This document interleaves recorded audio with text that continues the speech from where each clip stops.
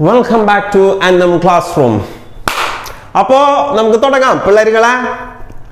എടാ ശരിക്കുണ്ടല്ല, നമ്മളിപ്പോ വീണ്ടും ഇങ്ങനെ കയറിക്കൊണ്ടിരിക്കുകയാണ്, പടവുകൾ ഇങ്ങനെ കയറിക്കൊണ്ടിരിക്കുകയാണ്. ഇപ്പൊ എനിക്കൊരു കാര്യം ഉറപ്പുണ്ട്, നമ്മൾ തുടങ്ങിയോടുത്തുനിന്ന് ഹെൽത്ത് എന്ന് കേൾക്കുമ്പോഴുള്ള ഫീലല്ല ഇപ്പൊ നമ്മുടെ ഫീല്. നമ്മൾ തുടങ്ങിയോടുത്തുനിന്ന് സേഫ്റ്റി എന്ന് കേൾക്കുമ്പോഴുള്ള ഫീലല്ല ഇപ്പൊ. ഫീൽ എന്ന് പറഞ്ഞൊരു സാധനത്തിന് ഭയങ്കര ഒരു പ്രസക്തി ഉണ്ടല്ലടാ.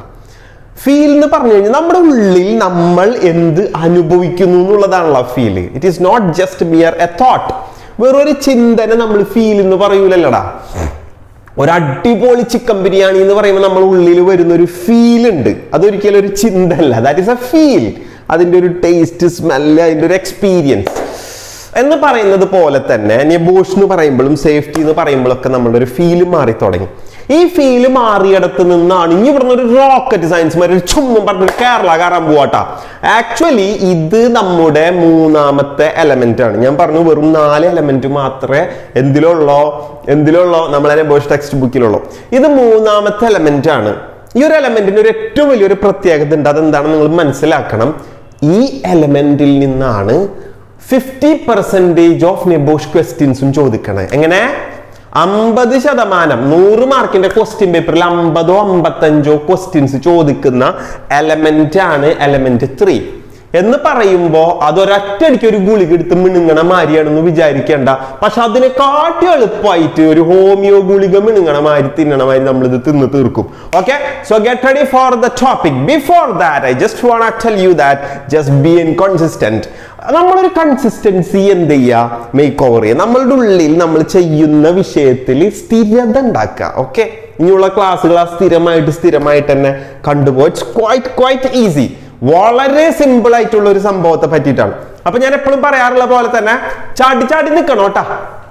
ക്ലാസ്സിൽ ഇപ്പൊ നിങ്ങൾ ക്ലാസ് കാണാനിരിക്കുക, കിടക്കുക, വണ്ടി പോവുകയൊക്കെ ചെയ്യും. പക്ഷെ ഉള്ളില് ഒരു ചാടി നിൽക്കണ ഒരു ഫീൽ ഉണ്ടാവണം. Okay, that much energy we need. Okay, so element 3 we gonna start here. Element 3യുടെ പേര് managing risk, understanding people and process എന്നാണ്. എന്താണ് മാനേജിങ് റിസ്ക്? മാനേജിങ് റിസ്ക് എങ്ങനെ മാനേജ് ചെയ്യും? അതിനെന്ത് ചെയ്യണം? We have to understand people and process. ആളുകളെയും സിസ്റ്റത്തിനെയും മനസ്സിലാക്കാതെ നമുക്ക് റിസ്ക് മാനേജ് ചെയ്യാൻ പറ്റൂല. അപ്പൊ ആളുകളെ മനസ്സിലാക്കുന്നതുമായി ബന്ധപ്പെട്ട് വരുന്ന ഏറ്റവും ഇമ്പോർട്ടന്റ് ആയിട്ടുള്ള കുറച്ച് കാര്യങ്ങളുണ്ട്. പൊന്നാര ചങ്ങായി, അതിൽ ഫസ്റ്റത്തെ സാധനം എന്ന് പറഞ്ഞു കഴിഞ്ഞാൽ ഒരു ഓർഗനൈസേഷൻ്റെ അകത്ത് ആളുകൾ ഉണ്ടാവും. സോ അതിലെ ആളുകളെ നമ്മൾ എന്തെന്നാണ് പറയുക, അതിലെ ആളുകളുടെ കാര്യങ്ങൾ നന്നാവണമെങ്കിൽ ആ ഓർഗനൈസേഷൻ ഉറപ്പായിട്ടും ഒരു കൾച്ചർ ഉണ്ടാവും. അതിനെ നമ്മൾ സേഫ്റ്റി കൾച്ചർ എന്ന് പറയും. ഇതാണ് ഇതിലെ ഫസ്റ്റ് യൂണിറ്റ്. ഏകദേശം 8ഓളം യൂണിറ്റ് ഉണ്ട് ഈ എലമെന്റ് 3. ഞാൻ ചെറിയൊരു ബ്രീഫ് തരികയാണ്, എലമെന്റിലേക്ക് കടന്നിട്ടില്ല. എലമെന്റിലേക്ക് കടക്കുന്നതിന്, യൂണിറ്റിലേക്ക് കടക്കുന്നതിന് മുമ്പ് ചെറിയൊരു ഇൻട്രൊഡക്ഷൻ തരികയാണ്. ഓക്കെ, അതിലെ ഫസ്റ്റ് യൂണിറ്റ് സേഫ്റ്റി കൾച്ചർ. അത് റിസ്കിനെ മാനേജ് ചെയ്യാൻ സേഫ്റ്റി കൾച്ചറിന് അറിയണം. അപ്പൊ സേഫ്റ്റി കൾച്ചർ എന്താണെന്ന് പറയും. രണ്ടാമത്തെ യൂണിറ്റ് ഇംപ്രൂവിംഗ് സേഫ്റ്റി കൾച്ചർ. അതിൽ രണ്ടാമത്തെ യൂണിറ്റ് ആണ് ഇംപ്രൂവിംഗ് സേഫ്റ്റി കൾച്ചർ. ക്ലിയർ? മൂന്നാമത്തെ യൂണിറ്റ് അതിന്റെ human factors influencing safety behaviour. അപ്പൊ മൂന്നാമത്തെ യൂണിറ്റ് എന്താണ്? Safety behaviour. നാലാമത്തെ യൂണിറ്റ് വളരെ പ്രൈം യൂണിറ്റ് റിസ്ക് അസസ്മെന്റ്. നമ്മളുടെ പണി ഇതാണ്. എവിടെ? ഓർഗനൈസേഷനിൽ ചെന്നാൽ തന്നെ നമ്മളെ പണി റിസ്ക് അസസ്മെന്റ് പ്രോസസ്സുകൾ ക്രിയേറ്റ് ചെയ്യലാണ്. അഞ്ചാമത്തേത് ഒരു കുഞ്ഞ യൂണിറ്റ് ടെമ്പററി വർക്ക് പ്ലേസുകൾ എങ്ങനെ നമുക്ക് റിസ്ക് അസസ്മെന്റ് ചെയ്യാം എന്നുള്ളതാണ്. Temporary work place. ക്ലിയർ? അഞ്ചാമത്തെ യൂണിറ്റ്. ക്ലിയർ അല്ലേ? ആറാമത്തെ യൂണിറ്റ് വീണ്ടും റെഡ് തന്നെ എടുക്കുക അല്ലെ. ആറാമത്തെ യൂണിറ്റ് ഒരു വർക്ക് ചെയ്യുമ്പോൾ വളരെ സൂക്ഷിച്ച് ചെയ്യാനുള്ള മെത്തേഡ് ക്രിയേറ്റ് ചെയ്യുന്നതിന്റെ പേരാണ് safe system of work. Safe system of work എന്താണെന്ന് പറയും. ഏഴാമത്തെ യൂണിറ്റ് പെർമിറ്റ് ടു വർക്ക്. ഒരു വർക്ക് ചെയ്യാൻ വേണ്ട പെർമിറ്റ് എടുക്കൽ, അതെന്താണെന്ന് നമ്മൾ അവിടെ പറയും. And the last unit is emergency procedures and first aid. കണ്ടില്ലേ?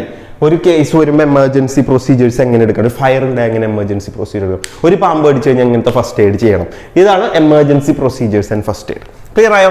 അപ്പൊ ഇത്രയും കാര്യങ്ങൾ ഉൾക്കൊള്ളുന്നതാണ് കുട്ടി എന്ത് മൂന്നാമത്തെ നമ്മുടെ എലമെന്റ്. കഥ മനസ്സിലായില്ലേ? ഇപ്പൊ അതിനർത്ഥം തൊട്ടേ പറഞ്ഞതെന്ന് അറിയോടാ, ഇപ്പൊ ചിലപ്പോ ഈ യൂണിറ്റിൽ നിന്ന് 20 മാർക്കിന്റെ ചോദ്യം ഉണ്ടാവും, മനസ്സിലായോ? പിന്നെ ഈ യൂണിറ്റിൽ നിന്ന് ചിലപ്പോൾ 15 മാർക്കിന്റെ ചോദ്യം, അപ്പൊ എത്ര മാർക്കിന്റെ ക്വസ്റ്റൻ? 35 മാർക്കിന്റെ. പിന്നെ നേരെ ഈ യൂണിറ്റിൽ നിന്ന് 10 മാർക്കിന്റെ ക്വസ്റ്റൻ, അപ്പൊ എത്ര മാർക്കായി? 45 മാർക്ക്. പിന്നെ ഈ യൂണിറ്റിൽ നിന്ന് 5 മാർക്കിന്റെ, അപ്പൊ എത്ര മാർക്കായി? 50 മാർക്ക്. കളി മനസ്സിലായ? അപ്പൊ ഞാൻ സിമ്പിൾ ആക്കിയിട്ട് വളരെ വളരെ വളരെ സിമ്പിൾ ആക്കിയിട്ട് നമ്മൾ തുടങ്ങാം. Okay, so get ready to start the first unit. Safety culture, improving safety culture, improving safety behavior, process of risk assessment, temporary workplace in risk assessment, safe system of work, permit to work, emergency procedure and first aid. ഞാൻ എന്തിനിങ്ങനെ പറയണെന്ന് അറിയൂടാ?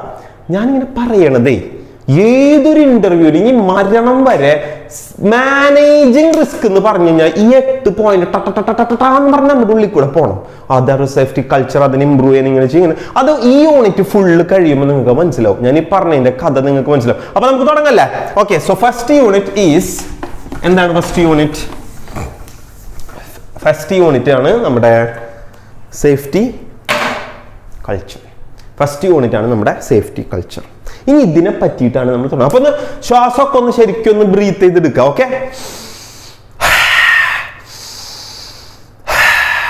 നമ്മളെ ശ്വാസം ഇല്ലടാ, നമ്മളെ ശ്വാസം full ബോഡിയിലേക്ക് എത്തണം, complete സെല്ലുകളിലേക്ക് എത്തണം, അല്ലെങ്കിൽ ഉറങ്ങിപ്പോവും. Okay, so safety culture.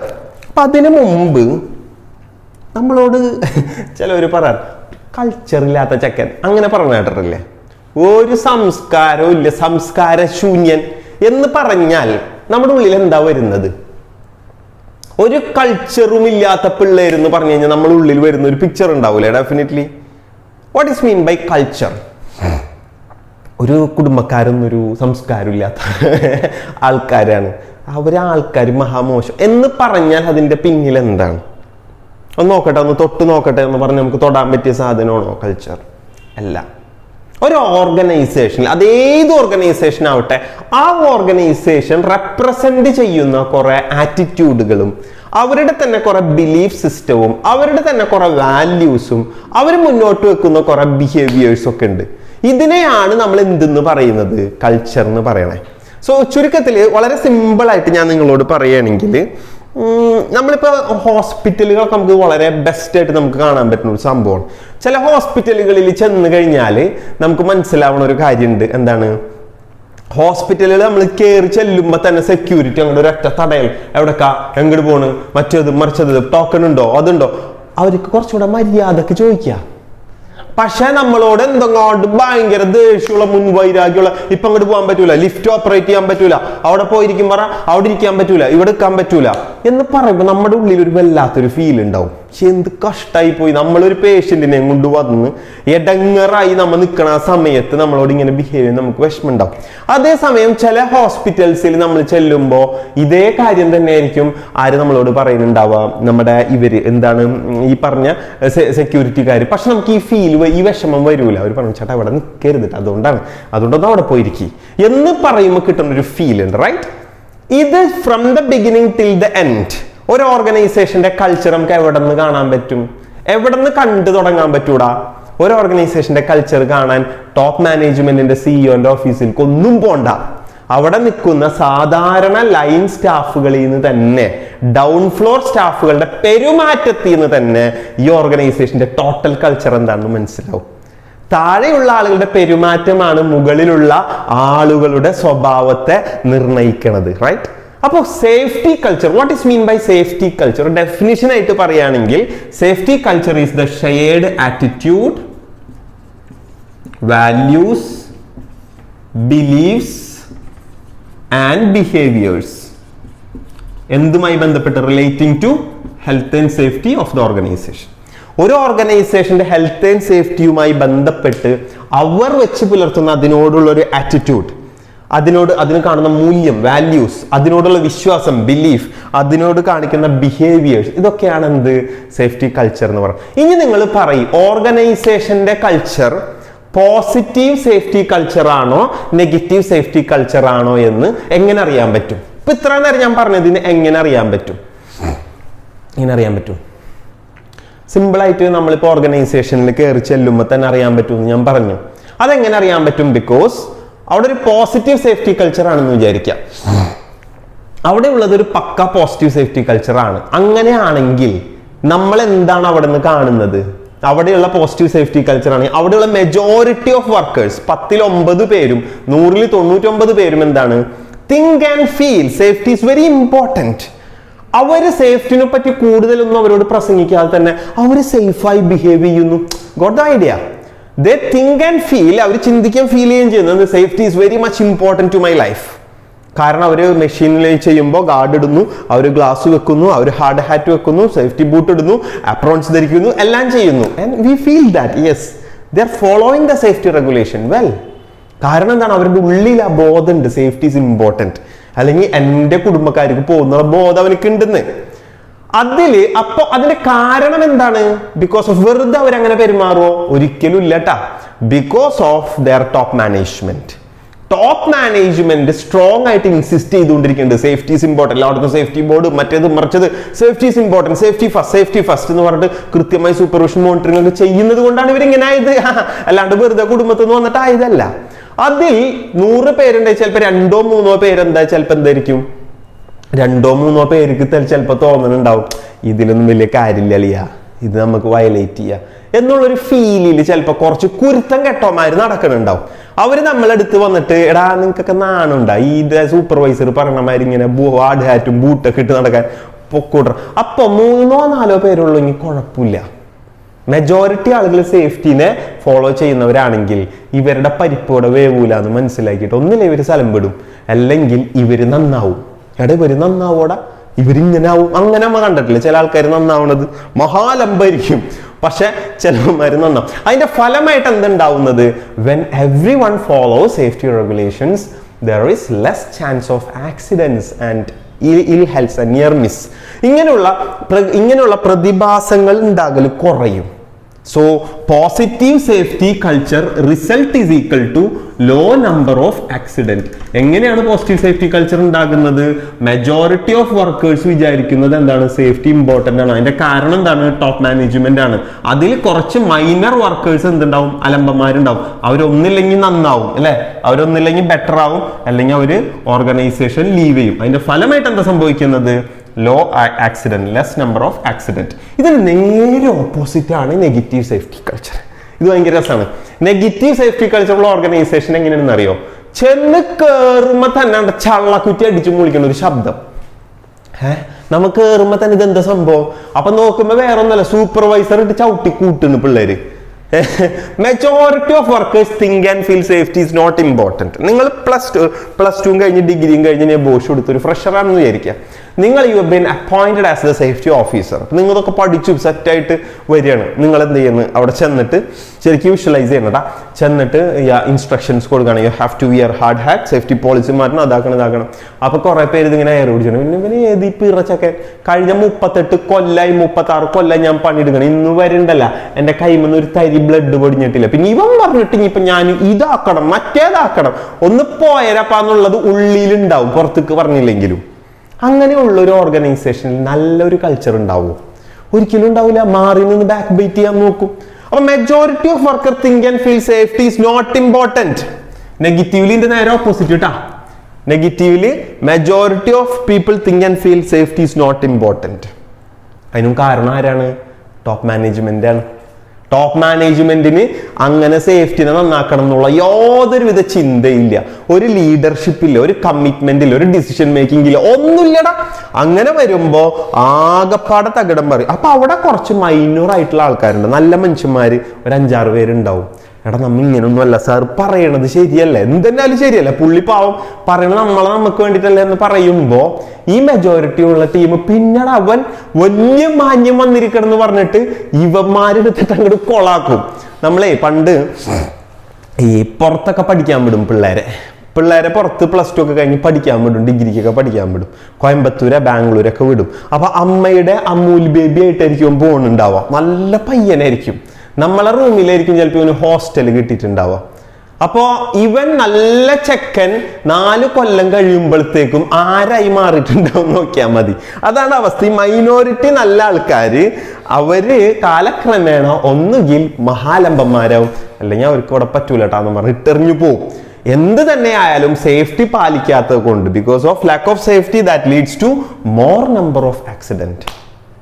അപ്പൊ ഞാനൊരു ചോദ്യം ചോദിക്കട്ടെ, സേഫ്റ്റി കൾച്ചർ എങ്ങനത്തേതാണ് എന്നുള്ളതിന്റെ ബേസിലല്ലേ ആക്സിഡന്റിന്റെ എണ്ണം കൂടുകയും കുറയുകയും ചെയ്യണം? ഞാൻ പറയണം മനസ്സിലാവണല്ലേ. സേഫ്റ്റി കൾച്ചർ നന്നായാൽ ആക്സിഡന്റ് കുറയും എന്നുള്ളത് എങ്ങനെ പ്രൂവ് ചെയ്യാൻ പറ്റും? പ്രൂവ് ചെയ്യാം. സേഫ്റ്റി കൾച്ചർ മോശമായാൽ എന്ത് സംഭവിക്കും? ആക്സിഡന്റിന്റെ എണ്ണം കൂടും. എങ്ങനെ പ്രൂവ് ചെയ്യാം? Yes, we are ready to prove. മനസ്സിലായില്ല? അപ്പൊ സേഫ്റ്റി കൾച്ചർ എന്ന് പറഞ്ഞ സാധനം എന്താടാ? ഒന്നുമില്ലടാ, സേഫ്റ്റിനെ പറ്റിയിട്ടുള്ള നമുക്കുള്ള ഒരു ആറ്റിറ്റ്യൂഡും കാഴ്ചപ്പാടും ഒക്കെയാണ്. സേഫ്റ്റി ഇമ്പോർട്ടന്റ് ആണെന്ന് വിചാരിക്കണം, നല്ല സേഫ്റ്റി കൾച്ചർ ഉണ്ട്. സേഫ്റ്റി ഇമ്പോർട്ടന്റ് അല്ല എന്ന് വിചാരിച്ചാൽ മോശം സേഫ്റ്റി കൾച്ചർ. അത്ര ഉള്ളോട്ടാ. ഇതല്ലാണ്ട് ഈ പോയിന്റുകൾ മുഴുവൻ കാണാപ്പാടെ മെജോറിറ്റി ഓഫ് അവർക്ക് തിങ്ക് ആൻഡ് ഫീൽ ഒരു തേങ്ങില്ല. ഒന്നും നോക്കണ്ട, ജസ്റ്റ് ഈ കോൺസെപ്റ്റ് ജസ്റ്റ് മനസ്സിലാക്കിയാൽ മതിരാ, കഥ മനസ്സിലായില്ലേ? അപ്പൊ സേഫ്റ്റി കൾച്ചർ പോസിറ്റീവുമാകാം നെഗറ്റീവുമാകാം. എന്നാൽ ഞാനൊരു കാര്യം ചോദിക്കട്ടെ, ഈ സേഫ്റ്റി കൾച്ചർ മോശമാകാനുള്ള കാരണങ്ങൾ എന്തൊക്കെയായിരിക്കും? ഒരു ഓർഗനൈസേഷന്റെ സേഫ്റ്റി കൾച്ചർ മോശമാകാൻ എന്തെല്ലാം കാരണം? ഫസ്റ്റത്തെ ഉത്തരവാദിത്തം ആയിരിക്കണം എന്നറിയോ? ഏറ്റവും ഫസ്റ്റത്തെ ഉത്തരവാദിത്തം ടോപ്പ് മാനേജ്മെന്റിനാ. ഒരു സേഫ്റ്റി കൾച്ചർ മോശമാകാൻ ടോപ്പ് മാനേജ്മെന്റിന്റെ ലാക്ക് ഓഫ് ലീഡർഷിപ്പ്, ലീഡർഷിപ്പിൽ ഇല്ലായ്മ, ലാക്ക് ഓഫ് ലീഡർഷിപ്പ്. ലീഡർഷിപ്പ് മാത്രം. ഈ വാക്കുകളൊക്കെ കാണാപ്പാടല്ല, ഈ വാക്ക് ഓർമ്മ ഉണ്ടാവണം. ഈ വാക്കൊക്കെ എക്സാം പേപ്പറിൽ ഇതിങ്ങനെ ചവറുമാരി എഴുതി വെക്കേണ്ട വാക്കുകളാണ്. Lack of top management leadership. Leadership മാത്രമാണോ? Top management commitment. സേഫ്റ്റിനോടൊരു കമ്മിറ്റ്മെന്റും ഇല്ലടാ. സേഫ്റ്റി അവരുടെ കൺസേൺ അല്ല. മനസ്സിലായില്ലേ? Lack of resources. റിസോഴ്സ് ഇല്ല, ആവശ്യത്തിന് റിസോഴ്സ് ഇല്ല. സേഫ്റ്റി റിസോഴ്സുകൾ ഒരുപാടുണ്ടല്ലോ, ഇതൊന്നുമില്ല. Lack of worker consultation. വർക്കേഴ്സിനായിട്ട് സേഫ്റ്റിനെ പറ്റിയിട്ട് ഒരക്ഷരം കൺസൾട്ട് ചെയ്യാതെ ഇംപ്ലിമെന്റ് ചെയ്യാൻ നോക്കിയാൽ വർക്കേഴ്സ് സമ്മതിക്കോ? ഒന്നും ഒരു തീരുമാനം അല്ലെങ്കിൽ ഒരു കൺസൾട്ടേഷനും അവർക്ക് വേണ്ടിയിട്ട് എന്ത് ചെയ്യുന്നില്ല, അവരോട് ചേർന്ന് ആലോചിച്ച് എടുക്കുന്നില്ല. പോരാത്തതിന് അടുത്തൊരു പ്രശ്നം ബ്ലെയിം കൾച്ചർ. ബ്ലെയിം അങ്ങോട്ടും ഇങ്ങോട്ടും, ഞാനല്ല അവന്, മറ്റോന്, മറിച്ചോന്, എന്തെങ്കിലും ഒരു വിഷയം ചോദിച്ചു കഴിഞ്ഞാൽ അങ്ങോട്ടും ഇങ്ങോട്ടേക്ക് ഇട്ടിട്ട് പണി കൊടുക്കുക. ഇതാണ് ബ്ലെയിം കൾച്ചർ എന്ന് പറയുന്നത്. മനസ്സിലായില്ലേ? പിന്നെ ഉറപ്പായിട്ടും ലോവർ പ്രയോറിറ്റി, ലോ പ്രയോറിറ്റി, സേഫ്റ്റിക്ക് പ്രയോറിറ്റി കുറവ് കൊടുക്കുന്നു. അതുപോലെ തന്നെ ഓർഗനൈസേഷനിലെ കീ പേഴ്സൺസ് ചേഞ്ച് ചെയ്തുകൊണ്ടിരിക്കുന്നു. മാനേജ്മെന്റ് എപ്പോഴും മാറിയാൽ ഓർഗനൈസേഷൻ ചേഞ്ചസ്. ഇതൊക്കെ ടെക്സ്റ്റിലുണ്ട്, വെറുതെ പറഞ്ഞു പോകണമെന്നുള്ളൂ. ഓക്കെ. പിന്നെ അതുപോലെ തന്നെ എന്താ പറയാ, ഇന്റർപേഴ്സണൽ ഇഷ്യൂസ്. വാക്കാലുള്ള അങ്ങോട്ടും ഇങ്ങോട്ടുള്ള ഇന്റർപേഴ്സണൽ, ആളുകൾ തമ്മിലുള്ള പ്രശ്നങ്ങൾ. പുവർ മാനേജ്മെന്റ് സിസ്റ്റം മോശമാവുക. അതുപോലെ തന്നെ എക്സ്റ്റേണൽ ഇൻഫ്ലുവൻസസ്, അത് നമ്മളെ കയ്യിലല്ല. എക്സ്റ്റേണൽ, പുറമേ നടക്കുന്ന പല ഇൻഫ്ലുവൻസുകളും എന്താ സംഭവിക്കുക? Safety culture. ഇപ്പോൾ കൊറോണ വന്നപ്പോൾ മൊത്തം സേഫ്റ്റി കൾച്ചർ മാറി, വേറെ ഇപ്പോൾ അങ്ങനൊരു മൊത്തം മാറിയില്ലേ? അപ്പൊ അത് എക്സ്റ്റേണൽ ഇൻഫ്ലുവൻസ് ആണ്. അപ്പൊ ചുരുക്കത്തിൽ ഞാൻ പറഞ്ഞു വന്നത് സേഫ്റ്റി കൾച്ചർ ഡിറ്ററേറ്റ് ചെയ്യാനുള്ള, മോശമാകാനുള്ള കാരണങ്ങളെ പറ്റിയാണ്. വെറുതെ ഒന്ന് ഓടിച്ചു നോക്കിയാൽ മതി കേട്ടാ, അത്രേ ഉള്ളൂ. ഇതൊന്നും കാണാപാഠം പഠിക്കരുത്. ഇനി മക്കളെ ഇവിടെ വാ, 20 മാർക്കിന്റെ ക്വസ്റ്റ്യൻ ആണ് ഞാൻ ഇട്ടുതരാൻ പോണത്. 20 മാർക്കിന്റെ ക്വസ്റ്റ്യൻ. ഈ ക്വസ്റ്റ്യൻ ചോദിക്കാതെ ഒരു നെബോഷ് ക്വസ്റ്റ്യൻ പേപ്പറും കടന്നു പോകാറില്ല. 20 മാർക്കിന് സ്ഥിരം ചോദിക്കും, 25 മാർക്കിനും ചോദിക്കും, ചിലപ്പോൾ 10 മാർക്കിനും ചോദിക്കും. മനസ്സിലായില്ലേ? അപ്പൊ എന്താണ് ആ ക്വസ്റ്റ്യൻ എന്താണെന്ന് മനസ്സിലാക്കുക. സേഫ്റ്റി കൾച്ചർ എന്താണെന്ന് മനസ്സിലായില്ലടാ. What is mean by safety culture? ഒരു ഓർഗനൈസേഷൻ നമ്മൾ കയറി ചെല്ലുമ്പോൾ തന്നെ നമുക്ക് കിട്ടുന്ന ഒരു ഫീലാണ് മോനെ. ആ ഫീല് പോസിറ്റീവ് ആണെങ്കിൽ അവിടെ സേഫ്റ്റി കൾച്ചർ പോസിറ്റീവാണ്. ആ ഫീല് നെഗറ്റീവ് ആണെങ്കിൽ അവിടെ സേഫ്റ്റി കൾച്ചർ അട്ടർ ഫ്ലോപ്പാ. അങ്ങനെയാണെങ്കിൽ ഈ സേഫ്റ്റി കൾച്ചർ അതിനെ എങ്ങനെയാണ് നമ്മൾ അളക്കുന്നത്? How to assess the safety culture? How you can assess the safety culture. Okay? Safety കൾച്ചറിനെ നമുക്ക് എങ്ങനെ മെഷർ ചെയ്യാൻ പറ്റുമോ? അപ്പം നമ്മൾ ചെയ്യില്ലാണ്. സേഫ്റ്റി ഓഫീസറായിട്ട് നമ്മൾ വർക്ക് പ്ലേസിൽ ചെല്ലുക, എന്നാൽ നമ്മൾ റിപ്പോർട്ട് കൊടുക്കണം. സാറേ 68.5 കിലോ സേഫ്റ്റി കൾച്ചർ ഉണ്ട് ഇവിടെ എന്ന് പറയാൻ പറ്റുമോ? പറയാൻ പറ്റൂല. ഇവിടുത്തെ സേഫ്റ്റി കൾച്ചർ 29.5% ഉള്ളൂ എന്ന് നമുക്ക് പറയാൻ പറ്റുമോ? പറയാൻ പറ്റൂല. എടാ നിങ്ങളിപ്പോൾ ഒരു പെൺകുട്ടിനെ പ്രേമിക്കണമെന്ന് വിചാരിക്കുക, എന്നിട്ട് നിങ്ങൾ ഐ ലവ് യു പറയാൻ പോകും. ഐ ലവ് യു പറയാൻ പോണ സമയത്ത് എടി ഞാൻ നിന്നെ 87.5% സ്നേഹിക്കുന്നു എന്ന് പറയാൻ പറ്റുമോ? അന്നത്തോടെ പരിപാടി തീർന്നില്ലേ? ക്വാണ്ടിറ്റി അല്ല ഇത്, ക്വാണ്ടിഫൈയിൽ മെഷർ ചെയ്യാൻ പറ്റൂല. കാരണം എക്സ്പീരിയൻസ് ആണ്, ഇതൊരു അനുഭവമാണ്. അനുഭവത്തിന് പോളിയോഡോ സൂപ്പർഡോ എന്നൊക്കെ പറയാൻ പറ്റുള്ളോ? അല്ല മഹാലബടോ തൂറ്റകാടി ആകലബ് എന്നൊക്കെ പറയാൻ പറ്റുള്ളോ അനുഭവത്തിന്? ആ അനുഭവത്തിന് നമ്മൾക്ക് പക്ഷെ സേഫ്റ്റി ആയതുകൊണ്ടൊക്കെ ഡോക്യുമെന്റ് ചെയ്യേണ്ടതുകൊണ്ട് ക്വാണ്ടിഫൈ ചെയ്തേ പറ്റൂ. അപ്പൊ നമ്മൾ ഇത്ര കിലോ എന്ന് പറയേണ്ടി വരും, ഇത്ര ശതമാനം എന്നൊക്കെ പറയേണ്ടി വരും. അപ്പൊ ഇങ്ങനെ പറയാൻ പറ്റും. സേഫ്റ്റി കൾച്ചർ എന്ന് പറഞ്ഞൊരു അനുഭവമാണ്. ആ അനുഭവത്തിന് അളക്കാൻ പറ്റൂല, മെഷർ ചെയ്യാൻ പറ്റൂല സർവീസുകളെ, അനുഭവങ്ങളൊന്നും. അപ്പൊ മെഷർ ചെയ്യാൻ പറ്റുന്ന കാര്യങ്ങളെ വെച്ച് നമ്മൾ മെഷർ ചെയ്യും. ആ മെഷർ ചെയ്യാൻ പറ്റുന്ന കാര്യങ്ങളെ പറയുന്ന പേരാണ് സേഫ്റ്റി കൾച്ചർ ഇൻഡിക്കേറ്റേഴ്സ്. എന്താണ് ഇൻഡിക്കേറ്റർ എന്ന് വെച്ചാൽ സൂചന കൊടുക്കുന്ന സൂചകങ്ങൾ അല്ലെ? സൂചകങ്ങളാണ് ഇൻഡിക്കേറ്റർ എന്ന് പറഞ്ഞു കഴിഞ്ഞാല്. നമ്മളെ നാട്ടിൽ ഇൻഡിക്കേറ്റർ ഇടാന്ന് വെച്ച് കഴിഞ്ഞിട്ടുണ്ടെങ്കിൽ നേരെ ചിലപ്പോൾ ഒരു ഓട്ടോറിക്ഷ ടക്ക് എന്ന് പറഞ്ഞ് വെട്ടിച്ച് 2 എന്ന് പറഞ്ഞ് ഇട്ടത് നമ്മൾ കണ്ടില്ല. അപ്പൊ നമ്മൾ ചോദിച്ചാൽ എന്തൊരു ചേട്ടാ ഓട്ടോറിക്ഷ ഇങ്ങനെ പോകാൻ പാടെ, എന്തൊരു പരിപാടി കാണിച്ചേ? അപ്പൊ ആള് പറഞ്ഞു ഞാൻ ഒന്ന് ഇൻഡിക്കേറ്റർ ഇട്ടുകൂടായിരുന്നു. ആള് പറഞ്ഞു ഞാൻ വിരല് വെച്ചിട്ടുണ്ടായിരുന്നല്ലോ. വിരലേ നീ വിരല് ഇങ്ങനെ വെച്ചിട്ടുണ്ടാവും ചിലപ്പോ, നമ്മ കാണൂല.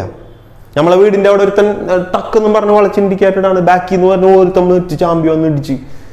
നേരെ ചെന്നിട്ടാന്ന് ചോദിച്ചു എന്ത് പരിപാടിന് പൊന്നാര ചേട്ടാ കാണിച്ചു, ഇൻഡിക്കേറ്റർ ഇട്ടൂടാ. അവൻ പറഞ്ഞിട്ടുണ്ടാ തനിക്ക് മാത്രം അറിയാം എന്റെ വീട് കപ്പയുടെ തൊട്ടപ്പുറം, ബാക്കി എല്ലാവർക്കും അറിയാം, പിന്നെ ഞാൻ എന്തിന് ഇൻഡിക്കേറ്റർ? ഇതാണ് നാട്ടിലെ കഥ. മനസ്സിലായില്ലേ? അപ്പോ ഇവിടെ സേഫ്റ്റി കൾച്ചറിനെ അളക്കാൻ ഉപയോഗിക്കുന്ന ഇൻഡിക്കേറ്റർ ഏതൊക്കെയാണെന്ന് വെച്ച് കഴിഞ്ഞാൽ നമ്മളിപ്പോ പറയണടാ, എത്ര ഉദാഹരണത്തിന് ആക്സിഡന്റിന്റെ എണ്ണം നമുക്ക് അളക്കാൻ പറ്റുമോ? ഇല്ലേ? കഴിഞ്ഞ 6 മാസത്തിനുള്ളിൽ ഇത്ര ആക്സിഡന്റ് ഉണ്ടായി, അളക്കാൻ പറ്റൂലേ? അളക്കാൻ പറ്റും. കഴിഞ്ഞ 6 മാസത്തിനുള്ളിൽ 3 ആക്സിഡന്റ് ആയി, അളക്കാൻ പറ്റും. കഴിഞ്ഞ കൊല്ലം 1 ആക്സിഡന്റ് ഉണ്ടായുള്ളൂ, അളക്കാൻ പറ്റി. അപ്പൊ കഴിഞ്ഞ കൊല്ലത്തെ ആക്സിഡന്റ് ഈ കൊല്ലത്തെ ആക്സിഡന്റ് വെച്ച് കമ്പയർ ചെയ്തിട്ട് ആക്സിഡന്റിന്റെ എണ്ണം കൂടുതലാണെങ്കിൽ സേഫ്റ്റി കൾച്ചർ എന്താണ്? മോശമാണെന്നും. ആക്സിഡന്റിന്റെ എണ്ണം കുറവാണെങ്കിൽ സേഫ്റ്റി കൾച്ചർ നല്ലതാണെന്നും നമുക്ക് പറയാം. റൈറ്റ്? ആക്സിഡന്റിന്റെ എണ്ണം മാത്രമാണോ അങ്ങനെയാണെങ്കിൽ നോക്കാൻ പറ്റുക? അല്ല. ഇൽ ഹെൽത്തിന്റെ എണ്ണം നോക്കാം, ആബ്സെൻസിന്റെ എണ്ണം നോക്കാം, നിയർ മിസ്സിന്റെ എണ്ണം നോക്കാം. അങ്ങനെ എന്തൊക്കെ സേഫ്റ്റി റിലേറ്റഡ് പ്രതിഭാസങ്ങളുണ്ടോ അതിന്റെ ഒക്കെ എണ്ണം നോക്കിയിട്ട് നമുക്ക് എന്ത് പറയാം? സേഫ്റ്റി കൾച്ചർ നല്ലതാണോ മോശമാണോ എന്ന് ഡോക്യുമെന്റ് ചെയ്യാം. റൈറ്റ്? ദെൻ രണ്ടാമത് നമുക്ക് പറയാൻ പറ്റുന്ന ഒരു സാധനമാണ് ആബ്സെന്റീസം. ഞാനിപ്പോ തന്നെ പറഞ്ഞു, workers are not willing to come or not ready to come, not able to come. അവർക്ക് വരാൻ പറ്റുന്നില്ല, അല്ലെ വരാൻ ഇഷ്ടമില്ല, രണ്ടായാലും ആബ്സെന്റ് ആണ്. ആബ്സെന്റീസിന്റെ എണ്ണത്തിനനുസരിച്ച് വർക്ക് പ്ലേസിലെ സേഫ്റ്റി കൾച്ചറിനെ നമുക്ക് എന്ത് ചെയ്യാൻ പറ്റും? മെഷർ ചെയ്യാൻ പറ്റും. ആബ്സെൻസിന്റെ എണ്ണം കൂടുതലാണെങ്കിൽ സേഫ്റ്റി കൾച്ചർ കുറവാണ്, ആബ്സെൻസിന്റെ എണ്ണം കുറവാണെങ്കിൽ സേഫ്റ്റി കൾച്ചർ കൂടുതലാണ്. അടുത്തത് നോക്കാം, സിക്നെസ്. സിക്നെസ് എന്ന് പറഞ്ഞു കഴിഞ്ഞാൽ എന്താണ്? Sickness due to work related ill health. എന്തെങ്കിലും പുക ശ്വസിച്ചിട്ടോ, എന്തെങ്കിലും ആസ്ബറ്റോസ് ശ്വസിച്ചിട്ടോ, ലങ്ങിൽ എന്തെങ്കിലും പ്രശ്നങ്ങൾ ഉണ്ടായിട്ടോ, എന്തെങ്കിലും ഭാരെടുത്തപ്പോ തണ്ടല് വെട്ടിയിട്ടോ, മേലെന്ന് വീണിട്ടോ, കാലൊളുക്കിയിട്ടോ ഒക്കെ സംഭവിക്കുന്ന ബെഡ് റെസ്റ്റുകൾ സിക്നെസ് ആണ്. സിക്നെസിന്റെ എണ്ണം കൂടിയാൽ സേഫ്റ്റി ഇല്ല എന്നല്ലേ? അപ്പൊ സേഫ്റ്റി കൾച്ചർ കുറവാണ്. സിക്നെസിന്റെ എണ്ണം കുറഞ്ഞാൽ സേഫ്റ്റി കൾച്ചർ കൂടുതലാണ്. എങ്ങനെ അറിയാൻ പറ്റും? സിക്നെസിന്റെ റെക്കോർഡ്സ് എടുത്ത് നോക്കാടാ. സിക്നെസിന്റെ റെക്കോർഡ്സ് എടുത്ത് നോക്കാം. അടുത്തത് നമുക്ക് ചെയ്യാൻ പറ്റുന്നത് staff turn over ratio. Staff turn over ratio എന്ന് പറഞ്ഞു കഴിഞ്ഞാൽ നമുക്കറിയാം ഒരു വർഷം എത്ര സ്റ്റാഫ് ഓർഗനൈസേഷനിൽ നിന്ന് കൊഴിഞ്ഞു പോയി. നമ്മൾ അതിന്റെ കാരണം അന്വേഷിക്കുമ്പോൾ സുരക്ഷിതത്വം ഇല്ലാണ്ട്, സെക്യൂരിറ്റി ഇല്ലാണ്ട്, വെൽഫെയർ ഇല്ലാണ്ട്, സേഫ്റ്റി ഇല്ലാണ്ട് പോയി എന്ന് കിട്ടി എന്ന് വിചാരിച്ചാൽ നമുക്ക് മനസ്സിലാവും അവിടെ സേഫ്റ്റി കൾച്ചർ കുറവാണ്. സ്റ്റാഫ് ടേൺ ഓവറിന്റെ എണ്ണം കുറവാണെങ്കിൽ സേഫ്റ്റി കൾച്ചർ എന്താണ്? കൂടുതലാണ്. അടുത്തത് compliance of safety regulations. Safety regulations പാലിക്കുന്നുണ്ടോ ഇല്ലയെന്ന് നമ്മൾ നോക്കുകയാണ്. അപ്പൊ നമുക്ക് മനസ്സിലാവണം ഒരൊറ്റ കുഞ്ഞും സേഫ്റ്റി റെഗുലേഷൻ നോക്കണില്ല. ഹാർഡ് ഹാറ്റ് വെക്കുന്നില്ല, ഇയർ മഫ് വെക്കുന്നില്ല, റെസ്പിറേറ്ററി ഇല്ല, ഗ്ലൗസ് ഇടുന്നില്ല. ഇതൊക്കെ സേഫ്റ്റി റെഗുലേഷൻസിന്റെ വയലേഷൻ അല്ലേ? സൂപ്പർവൈസർ അനുസരിക്കുന്നില്ല. അങ്ങനെയാണെങ്കിൽ സേഫ്റ്റി കൾച്ചർ മോശമാണ്, അല്ലെങ്കിൽ സേഫ്റ്റി കൾച്ചർ നല്ലതാണ്. റൈറ്റ്? അടുത്തത് compliance of safety regulation. Complaints about working condition. Complaints, working കണ്ടീഷൻസിനെ പറ്റിയുള്ള കംപ്ലൈൻസ് കൂടി വരുന്നാൽ അതിനർത്ഥം എന്താ? സേഫ്റ്റി കൾച്ചർ മോശമാണ്. അല്ലെങ്കിലോ സേഫ്റ്റി കൾച്ചർ നല്ലതാണ്. വളരെ മോശം കമ്പനികൾ കംപ്ലൈന്റ് ചെയ്യാനുള്ള അവകാശം പോലും നിഷേധിക്കും. അപ്പൊ കംപ്ലൈന്റ് റെക്കോർഡ് നോക്കിയാൽ കാണൂല. അപ്പൊ നമുക്ക് ഒരു കംപ്ലൈന്റും ഇല്ലല്ലോ എന്നാണ് തോന്നുന്നത്. അല്ല, അവിടെ മിണ്ടാൻ സമ്മതിക്കാണ്ടാണ്. റൈറ്റ്? അപ്പൊ കംപ്ലൈൻസിന്റെ എണ്ണത്തിനനുസരിച്ച് സേഫ്റ്റി കൾച്ചർ നമുക്ക് എന്ത് ചെയ്യാം, ഇൻഡിക്കേറ്റേഴ്സ് ആയിട്ട് നമുക്ക് മനസ്സിലാക്കാം. ഈ 6 പോയിന്റ് ടെക്സ്റ്റിലുള്ളോ? പക്ഷേ ഇനിയാണ് ശ്രദ്ധിക്കേണ്ടത്, ഈ 6 പോയിന്റ് അല്ല പഠിക്കേണ്ടത്. ഈ 6 പോയിന്റ് അല്ല പഠിക്കേണ്ടത്. ഈ 6 പോയിന്റ് ടെക്സ്റ്റിലുള്ളൂ, ഞാൻ സമ്മതിച്ച്, ഈ 6 പോയിന്റ് ടെക്സ്റ്റിലുള്ളൂ. പക്ഷേ നമുക്ക് 20-25 മാർക്കിനാണ് ചോദ്യം. 1 മാർക്കിന് 30 വേർഡ്സ് വെച്ച് എഴുതണം, 10 മാർക്കിന് 300 വേർഡ്സ് എഴുതണം, 20 മാർക്കിന് 600 വേർഡ്സ് എഴുതണം. ഇത്രയും പോയിന്റ് വെച്ചിട്ട് 600 വാക്ക് എഴുതാൻ പറ്റൂല ബൈ. അപ്പൊ നമ്മൾ ചെയ്യുന്നത്, നമ്മളോട് ചോദിച്ചിട്ടുള്ളത് തന്നിരിക്കുന്ന സിനാരിയോയിലെ പോസിറ്റീവായ സേഫ്റ്റി കൾച്ചർ ഇൻഡിക്കേറ്റേഴ്സ് എഴുതാൻ പറയുകയാണെങ്കിൽ ആ തന്നിരിക്കുന്ന സിനാരിയോയിൽ എന്തെല്ലാം പോസിറ്റീവ് പോയിന്റ്സ് ഉണ്ടോ ആ പോയിന്റ്സ് ഫുള്ള് നമ്മൾ എഴുതലാണ് എന്ത്, പോസിറ്റീവ് സേഫ്റ്റികൾ. അപ്പൊ ഒരു 20 അല്ല, ആ 40ഓളം പോയിന്റ് മിനിമം കിട്ടും നമുക്ക്. ആ പോയിന്റിനെ വിശദീകരിക്കലാണ് അടുത്ത പരിപാടി. മനസ്സിലാവണ്ട പറഞ്ഞു. ഇനി നമുക്ക് തന്നിരിക്കുന്ന സിനാരിയോയിൽ നെഗറ്റീവ് സേഫ്റ്റി കൾച്ചേഴ്സ് എഴുതാൻ പറഞ്ഞാൽ, സേഫ്റ്റി കൾച്ചർ ഇൻഡിക്കേറ്റേഴ്സ് എഴുതാൻ പറഞ്ഞു 20 മാർക്ക് എന്ന് പറഞ്ഞാൽ, ആ സിനാരിയോയിൽ എന്തെല്ലോ നെഗറ്റീവ് സേഫ്റ്റി പോയിന്റ്സ് ഉണ്ടോ ആ പോയിന്റ്സിനാണ് എടുത്ത് എഴുതേണ്ടത്. ചിലപ്പോൾ അതിൽ ആക്സിഡൻസ് ഉണ്ടാവും, ചിലപ്പോൾ അതിൽ ആക്സിഡന്റ് റിപ്പോർട്ട് ചെയ്യാത്ത വർക്കർ ഉണ്ടാവും, ചിലപ്പോൾ അതിൽ ഫസ്റ്റ് എയ്ഡ് മോശമായിട്ടുള്ളത് ഉണ്ടാവും, ചിലപ്പോൾ അതിൽ എമർജൻസി പ്രൊസീജിയർ കൊടുത്തിട്ടില്ല എന്നുണ്ടാവും, ചിലപ്പോൾ അതിൽ പെർമിറ്റ് വർക്കിന്റെ പേപ്പർ ചെയ്തിട്ടില്ല എന്നുണ്ടാവും, ചിലപ്പോൾ അതിൽ സേഫ് സിസ്റ്റം ഓഫ് വർക്ക് മോശമാണെന്നുണ്ടാവും, ചിലപ്പോൾ അതിൽ കമ്പനിയുടെ മോറൽ സ്റ്റാൻഡേർഡ്സ് ഇല്ല എന്ന് പറയും, ചിലപ്പോൾ അതിൽ ലീഗൽ സ്റ്റാൻഡേർഡ്സ് മീറ്റ് ചെയ്തിട്ടില്ല എന്ന് പറയും, ചിലപ്പോൾ അതിൽ കമ്പനി സേഫ്റ്റിക്ക് വേണ്ടി ഫണ്ട് ചെയ്തിട്ടില്ല നമ്മൾ കണ്ടെത്തുന്നു. ഇതെല്ലാം എന്താണ്, നെഗറ്റീവ് സേഫ്റ്റി കൾച്ചർ ഇൻഡിക്കേറ്റേഴ്സ്. അല്ലാണ്ട് ഈ പോയിന്റ് തന്നെ വരണം എന്ന് യാതൊരു നിർബന്ധവും ഇല്ല. നമ്മുടെ എക്സാമിന്റെ ഒരു പാറ്റേൺ മനസ്സിലായില്ല. പിന്നെ ഞാനിപ്പോൾ ഈ പറയണ ക്ലാസ് ഒന്നുമല്ല നമ്മൾ എക്സാം, പക്ഷേ ഈ ക്ലാസ് അറ്റൻഡ് ചെയ്യാണ്ട് എക്സാം എഴുതാനും പറ്റൂല. കഥ മനസ്സിലായ? ഈ ക്ലാസ് കേൾക്കുമ്പോഴാണ് നമുക്ക് ഇതിന്റെ കോൺസെപ്റ്റ് പിടുത്തം കിട്ടണേ. ഈ കോൺസെപ്റ്റിനെ വെച്ചിട്ടാണ് നമ്മൾ ആൻസർ ഫ്രെയിം ചെയ്യുന്നത്. അതാണ് 24 മണിക്കൂർ ഉറങ്ങാണ്ടിരിക്കണം, റെഡ് ബുൾ മേടിച്ചിരിക്കണം എന്നിട്ട് ഞാൻ പറയണേ. ഓക്കെ, ഈ കോൺസെപ്റ്റ് മനസ്സിലായ ഒരുത്തന് വളരെ സിമ്പിൾ ആയിട്ട് നമ്മൾ ഇട്ട് തരുന്ന പോയിന്റിനെ ക്രാക്ക് ചെയ്യാൻ പറ്റും. സോ ദാറ്റ് നമ്മ പെടക്കൂട്ട അടിച്ചു പൊളിക്കും, അടിക്കുമ്പോ ടോപ്പിക് കയറി അടിക്കും, വെട്ടിടും, യാതൊരു സംശയമില്ല. ആ ഫയറിൽ ഉണ്ടാവണം കേട്ടാ, ഉറങ്ങല്ലടാ, ആ ഫയറിൽ ഉണ്ടാവണം. Okay, so this is called safety culture indicators. ഈ ചോദ്യം ഉറപ്പായിട്ടും നമുക്ക് പാസ്സാകാൻ വേണ്ടിയിട്ട് നെബോഷ് ക്വസ്റ്റ്യൻ പേപ്പറിൽ സ്ഥിരമായി ചോദിച്ചു കാണുന്ന ചോദ്യമാണ്. എൻ്റെ ഒരു 200 ബാച്ചിന്റെ ഒരു എക്സ്പീരിയൻസിൽ നിന്നാണ് കേട്ടാ ഞാൻ ഈ സംസാരിക്കണേ. ദെൻ ലാസ്റ്റ് ഏരിയ ഒരു കുഞ്ഞു പോർഷനാണ് ഈ യൂണിറ്റ് ഉള്ളത്. അത് കഴിഞ്ഞിട്ട് നമുക്ക് തൽക്കാലം ഈ യൂണിറ്റ് അവസാനിപ്പിക്കാം. ഓക്കെ, അപ്പൊ 8 യൂണിറ്റ് ഉണ്ടെന്ന് പറഞ്ഞാൽ ഫസ്റ്റ് യൂണിറ്റ് ആണ് എന്ത്, സേഫ്റ്റി കൾച്ചർ. ഇതിലുള്ള ഒരു കുഞ്ഞു പോർഷനാണ് പിയർ ഗ്രൂപ്പ്. പിയർ ഗ്രൂപ്പ് എന്താണ് പിയർ ഗ്രൂപ്പ്? ഒന്നുമില്ല, ഒരേ ഏരിയയിൽ ഒരു ആംഗിളിൽ വർക്ക് ചെയ്യണ ഗ്രൂപ്പിന്റെ പേരാണ് പിയർ ഗ്രൂപ്പ്. ഉറപ്പായിട്ട് നമ്മളൊരു ക്ലാസ്സിലൊക്കെ കോളേജിലൊക്കെ പോകുമ്പോൾ കോളേജിൽ നല്ല ഇൻഫ്ലുവൻസ് ഉള്ള ഒരുത്തനുണ്ടാവും, അല്ല നല്ല മറ്റുള്ളവരിൽ സ്വാധീനം ചെലുത്താൻ പറ്റുന്ന ടീമുകളൊക്കെ ഉണ്ട്, ഭയങ്കര താരങ്ങള്. അപ്പൊ അതുപോലുള്ള ടീമുകൾ ഉണ്ടാവൂലേ, അങ്ങനെയുള്ള ഒരു ഇവിടെ ഉണ്ടാവൂടാ, എല്ലാവർക്കും ഇഷ്ടമുള്ള അവനങ്ങോട്ട് പൊക്കും. അവനങ്ങോട്ട് പൊക്കിയിട്ട് നമ്മ പറഞ്ഞതിന് പകരം മുത്തേ എടാ നമുക്ക് തന്നെ സേഫ്റ്റി സെറ്റ് ആക്കണം, നീ പറഞ്ഞ പിള്ളേരുകൾ കേൾക്കും, നിന്റെ ടീംസുകൾ കേൾക്കുമല്ലോ, അപ്പൊ നീ ഇതൊക്കെ പറയും എന്ന് പറഞ്ഞിട്ട് അവനക്കൊരു ട്രെയിനിങ് കൊടുത്ത് നമ്മൾ അവന് വിടുകയാണ് രംഗത്തേക്ക്. അപ്പൊ അവരാ നമ്മളെ സാർ പറഞ്ഞിട്ടാ ഒരു പ്രശ്നമില്ല, ആ സാറിനനുസരിച്ചോട്ടാ നമ്മൾക്ക് സെറ്റ് ആക്കാം, നമുക്ക് പൊളിക്കണം, നമുക്ക് ഇപ്രാവശ്യം ഫസ്റ്റ് അടിക്കണം സേഫ്റ്റിയിൽ. അങ്ങനെ പറയുമ്പോൾ ചിലപ്പോൾ അവൻ്റെ ആ ഗ്രൂപ്പ് ഫുള്ള് സെറ്റ് ആക്കും. ആ ഗ്രൂപ്പ് ഫുള്ള് അത് അംഗീകരിക്കും, അത് ആക്സെപ്റ്റ് ചെയ്യും. അത് ആക്സെപ്റ്റ് ചെയ്ത് അവർ വർക്ക് ചെയ്യും. അത് ആക്സെപ്റ്റ് ചെയ്യുമ്പോൾ സ്വാഭാവികമായിട്ട് അതിനൊരു പ്രഷർ ഉണ്ടല്ലോ, ആ പ്രഷറിന്റെ പേരാണ് എന്ത്, പിയർ ഗ്രൂപ്പ് പ്രഷർ. അപ്പൊ നിങ്ങളൊന്ന് ആലോചിച്ച് നോക്കിയാൽ positive peer group pressure will bring the positive safety result. അതേസമയം നെഗറ്റീവ് പിയർ ഗ്രൂപ്പ് പ്രഷർ ആണെങ്കിലോ സേഫ്റ്റി ഓഫീസർ ഇവനെ വിളിച്ച് പറഞ്ഞു, എന്നിട്ട് ഇവൻ നേരെ പോയിട്ട് പൊട്ടൻ മണ്ടൻ എന്നെ വിളിച്ചിട്ട് പറഞ്ഞു ഇങ്ങനെയൊക്കെയാണ് പറഞ്ഞില്ല, നിങ്ങൾ അനുസരിക്കൊന്നും വേണ്ട, അയാൾക്ക് പ്രാന്തണെന്ന് പറഞ്ഞു കഴിഞ്ഞാൽ കംപ്ലീറ്റ് കയ്യിൽ നിന്ന് പോകട്ടാ. അപ്പൊ പിയർ ഗ്രൂപ്പ് പ്രഷർ നമ്മൾ അപ്ലൈ ചെയ്യുന്നത് വളരെ ഒരു സൈക്കോളജിക്കൽ മൂവാണ്. നമ്മളൊരു സേഫ്റ്റി ഓഫീസർ മാത്രമല്ലടാവേണ്ടത്.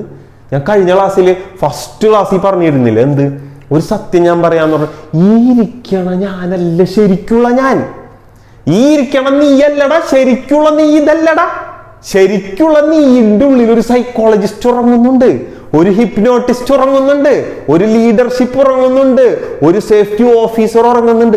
ഓരോ സമയത്ത് വേണ്ട ടൂളുകൾ ഇങ്ങനെ പുട്ടിന് പീരിടമാരം ഇട്ടുകൊണ്ടിരിക്കണം. സോ ദാറ്റ് നമ്മളെ ഫസ്റ്റ് യൂണിറ്റ് കഴിഞ്ഞു കേട്ടോ. അപ്പൊ ഫസ്റ്റ് യൂണിറ്റിൽ ഇത്ര പറഞ്ഞോളൂ. എലമെന്റ് 3 നമ്മൾ പറഞ്ഞത് managing risk people and process എന്നാണ്.